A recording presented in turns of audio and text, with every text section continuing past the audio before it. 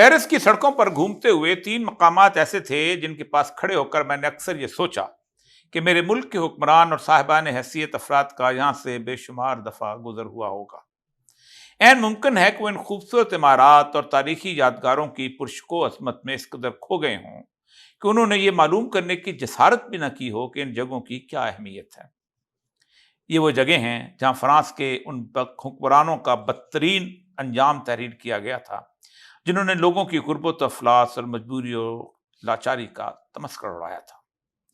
वो दो मकामात तो कदीम फ्रांस के मशहूर इनकलाब की यादगारें हैं, जबकि एक मकाम जदीद दौर के ऐसे हुक्मरानों के लिए इबरत का दर्जा रखता है जिन्होंने अपने मुल्क की दौलत लूट कर बैरून मुल्क जायदादें बनाई। पेरिस से तकरीबन 25 किलोमीटर के फासले पर बुलंदोबाला वर्साई पैलेस है। इसके वसी लॉन के गिर्द जंगले पर सोने का पानी इस कदर फेरा गया है कि आंखें चुधिया जाती हैं।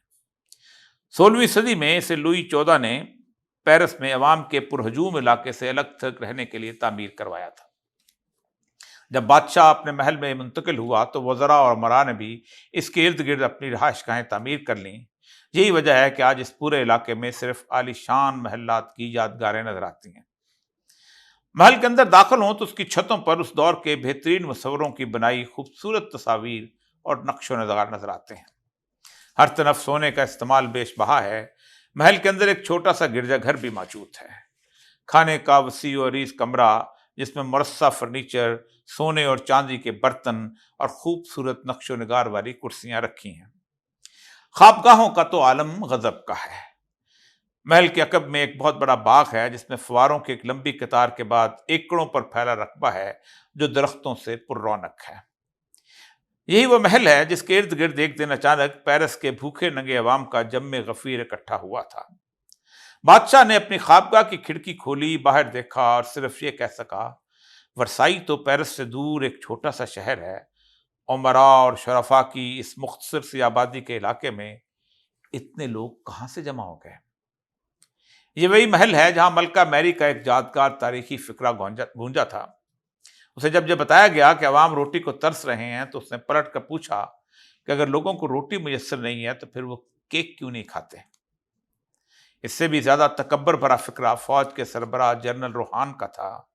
उसने निखवत और तकब्बर के आलम में कहा था कि अगर लोगों को रोटी मुयस्सर नहीं है तो फिर फ्रांस में जो इस कदर घास लगी हुई है, ये लोग वो घास क्यों नहीं खाते। इन फिक्रों की गूंज के कुछ ही अरसे बाद अवाम के हजूम ने इस शान शौकत से मुज़य्यन महल को अपने पांव तले रौंद डाला। अवाम रहमदिल साबित हुए और बादशाह को यह मोहलत दे दी गई कि वो जल्द हालात ठीक कर ले। मगर उसने वही किया जो आजकल मेरे मुल्क की इस्टेब्लिशमेंट कर रही है। अपनी मर्जी की एक पार्लियामेंट बनवाई जिसमें फ्रांस के बेशतर सरमायादार, जिम्मेदार और पादरी मेंबरान बना दिए गए। इस पार्लियामेंट के कुछ मेंबरान ऐसे भी आ निकले जिन्होंने दौलतमंदों की दौलत और जायदादें अवाम में तकसीम करने और उनके सरमाए से अवाम को सहूलियात फराहम करने की बातें की। तो पार्लियामेंट में मौजूद सब सरमायादार, जिम्मेदार एकदम मुत्तहिद हो गए। उन्होंने कहा कि दौलत और जायदाद पर अब हमारा इस्तेहकाक मजीद मुस्तहकम हो चुका है क्योंकि अब हम अवाम के नुमाइंदे भी हैं। इस बात का साफ मतलब यह था कि अपनी दौलत से गरीबों को कुछ भी नहीं देंगे। बादशाह और पार्लियामेंट की तरफ से तंग आए हुए अवाम जब दोबारा बिफरे तो उनके इस रद्द-ए-अमल के हवाले से शहर में एक और मकाम है। ये पेरिस शहर के बीचों बीच वाक़या है जिसे बेस्टाइल कहते हैं। कभी यहाँ एक बहुत बड़ा जेल खाना होता था, लेकिन अब वहाँ एक खूबसूरत बाजार है जिसके एक तरफ एक चौक में जमहूरिया की यादगार है और दूसरी जानब एक बुलंदोबाला मीनार है जो बेस्टाइल के ज़वाल की कहानी सुनाता है। इस कैद खाने में हुकूमत के मुखालफिन को जेल में लामहदूद अरसे की सजाएं देकर बंद किया जाता था। अवाम एक बिफरे हुए हजूम की सूरत जहां आए, उन्होंने कैद खाने के बड़े बड़े दरवाजे अपने निहत्थे हाथों से तोड़ डाले और अपने साथियों को रिहा करवा लिया। इसके बाद जो कुछ हुआ वो इबरतनाक है। अगर वहां चंद मिनट ठहर कर मेरे मुल्क का बेहिस हुक्मरान तबका इस वाक़े की शिद्दत को अपने तसव्वुर में ले आए तो उसकी रातों की नींदें हराम हो जाएं। एक बुलंदोबाला जगह पर छुरा नस्ब कर दिया गया जिसे गैलेटिन कहते हैं, जिसके नीचे एक प्लेटफॉर्म पर उमरा और हुक्मरानों के किसी भी फर्द की गर्दन रखी जाती। छुरा लहराता हुआ आता और उसका सर तन से जुदा हो जाता। लोग गलियों में घूमते, जिस शख्स का हाथ नरम महसूस होता, जिसका कॉलर मैला ना होता, तो लोग समझते کہ یہ ہماری طرح غربا میں سے نہیں ہے۔ ایسے افراد کو گھسیٹ کر لایا گیا اور پھر سب کے سر تن سے جدا کر دیے گئے۔ بادشاہ لوئی کو ذلت و رسوائی سے وہاں لایا گیا۔ جب اس کا سر تن سے جدا ہوا تو خون کا ایک فوارہ چھوٹا۔ ایک شخص نے اس خون میں انگلی ڈبو کر ذائقہ چکھتے ہوئے زور کا نعرہ لگایا، اوہ او، بادشاہ کا خون بھی ہماری طرح نمکین ہے۔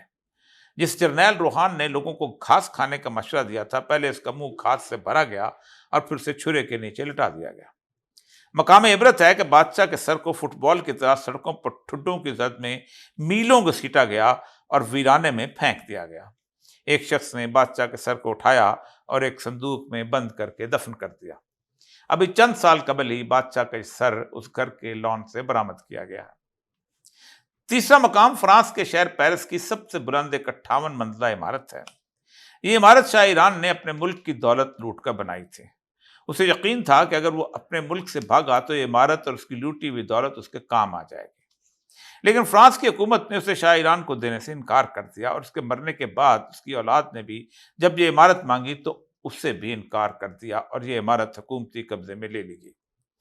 انہیں جواب دیا گیا کہ یہ عمارت ہرگز شاہ ایران نے اپنے ذاتی پیسوں سے نہیں بلکہ عوام کی دولت کی لوٹ مار سے بنائی ہے۔